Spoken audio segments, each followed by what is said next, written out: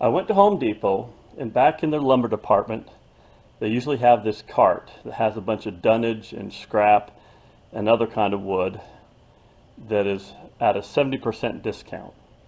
You can usually tell it because the ends of the wood are painted purple.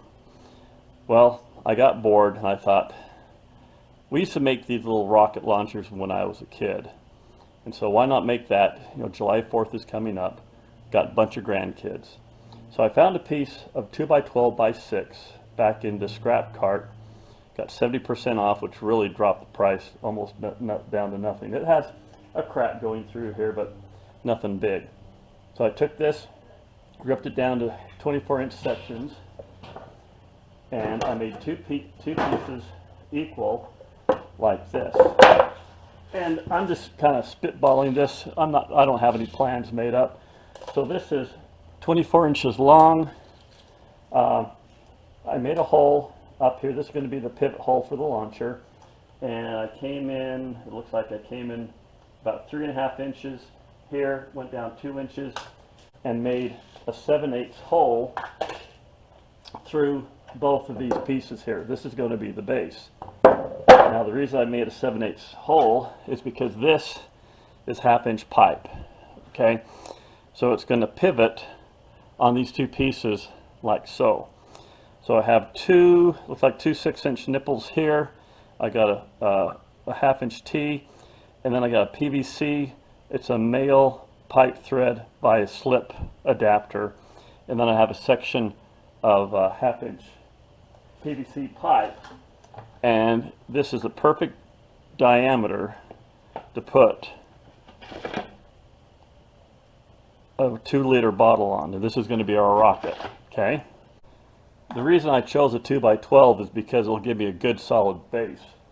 So I'm gonna take this little doohickey I made here, and 1/2 is going to go in on this side, 1/2 is going to come in on that side, like so.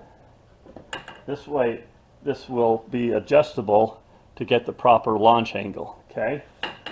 And then I have, on one side, I'm going to put a cap, and all the joints are going to have PVC tape. So this is going to be a cap on this side, and then on this side right here, I'm going to put a 90. Once again, all this is going to have PVC tape. And then I have a 8-inch nipple, and that's going to go on here. And then I have one more cap on this thing. Now, what may make this a little bit more difficult for some individuals is on this cap here, I'm going to drill a hole and thread it to a 1/4-inch pipe thread. And then I'm going to get a 1/4-inch quick disconnect fitting, a male quick disconnect fitting, and thread it into here. That way I can attach an air line going to my compressor. So in the air line, maybe 10 feet away, I'm going to have an inline 1/4-inch ball valve that will open and close, and that is what's going to release the pressure into my launching tube. So we're going to continue on this and see what happens. I'm going to put some bracing between these two pieces to hold everything together. And when I'm done, I think this is going to be a fun activity. I live in a cul-de-sac.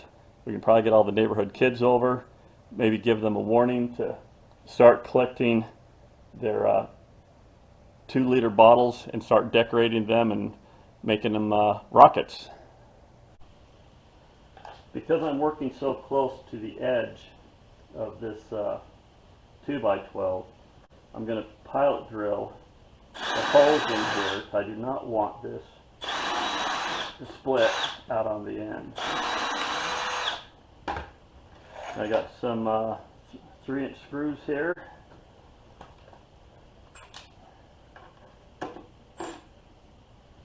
Line up my board.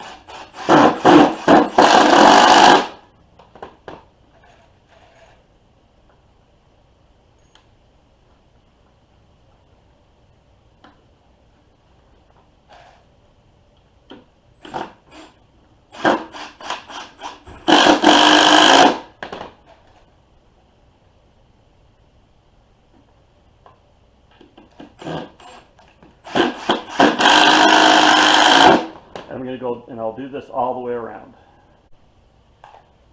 The screws are all in place, and as you can see, it pivots really good.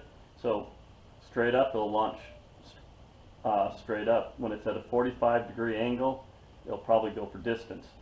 So when I go into work tomorrow, I'll go ahead and drill and tap that cap.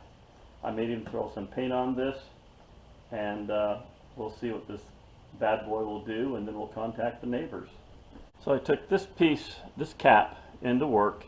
I drilled it through and tapped it with a 1/4-inch thread, and I put it in a male thread with a 3/8 barbed to put my airline onto it. And I have this little nipple right here with Teflon tape on both ends, and that's going to be threaded in to that elbow right here. Now I had to make a modification to this. I originally was going to have my cap with the brass fitting coming right out of here. But if I'd done that, it would just end up hitting the ground and there wouldn't be any room for the airline. So I had to throw an elbow on here with a 1-inch nipple and then the plug. So now I can bring the airline into this barbed fitting and it won't hit the ground. The next thing I'm going to do is attach the airline to this barbed fitting. Shove that on there, and this is like a double ear crimp connection, and just need to take either diagonal cutters or some lineman pliers on each side of these ears to pinch these down and to tighten everything up. One there, and a pinch on this side here. They do have a special tool to do this, but I left it at work. Okay, so that airline's not going to go anywhere. I then have an O-ring, just like that, that's going to go right over the launch tube. Put that all the way down to the bottom. That way when the rocket or the bottle is on here, it will help make a seal at the bottom and keep the water from the bottle from running out. Because the water is actually going to be our propellant when I introduce compressed air into the top of this bottle, and it will take off and fly. The next thing I did, I put a screw here as a stop so that this is exactly, well, it's straight up and down, or you could say it's 90 degrees. And then I went ahead and drilled a series of 3/8 holes, and I have a 3/8 bolt here. So if I want to go to 45 degrees, I can put a bolt in there and have this at 45, or I can have that at even a greater angle if we're looking for distance. So I think we're almost getting ready to do our first moonshot. I got my 2-liter root beer bottle. I put a nose cone on it. This is just made out of construction paper. So I got a nose cone, and we have fins, and we're going to fill this half full of water and then all the way full of water, and we're going to see how far this goes. And I think I'm going to christen this the UC-1. And if you don't know what the UC-1 is, then you probably need to see the movie October Skies. But anyway, we're going to have the maiden voyage in just a few minutes as soon as my grandson gets home. So my rocket is filled about halfway with water.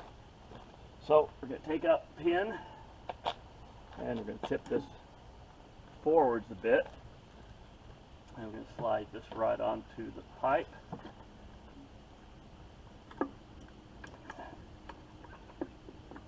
Just like that. And we're ready to launch. Give it a countdown, Z. 10, 9, 8, 7, 6, 5, 4, 3, 2, 1. Well, it did. 8, 7,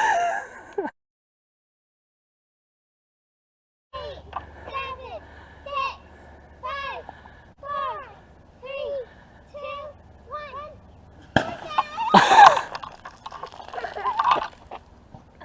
So this is now an absolute full bottle. Go ahead and do it. Okay, turn off. Okay, hardly anything. Okay, now this has a quarter of the water in it. Go for it.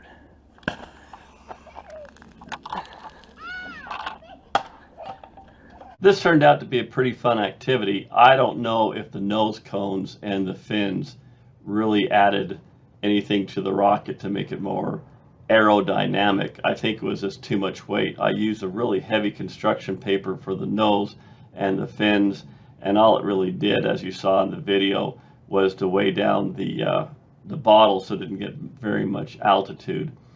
If you're going to do this, I'd probably use lighter construction paper, make the fins a lot smaller, and have the whole idea behind this is to have family and friends and neighbors over, to have a fun time. Great activity to do when on a hot summer day when you have some water to play around with. But I hope you got something out of this video. I think altogether the rocket launcher cost me around $50. But we'll probably have this activity again when we have family get-togethers or reunions. But I enjoyed it, and my grandkids definitely enjoyed it. So with that being said, thank you for your time. Please subscribe, and I will send some more videos your way very soon.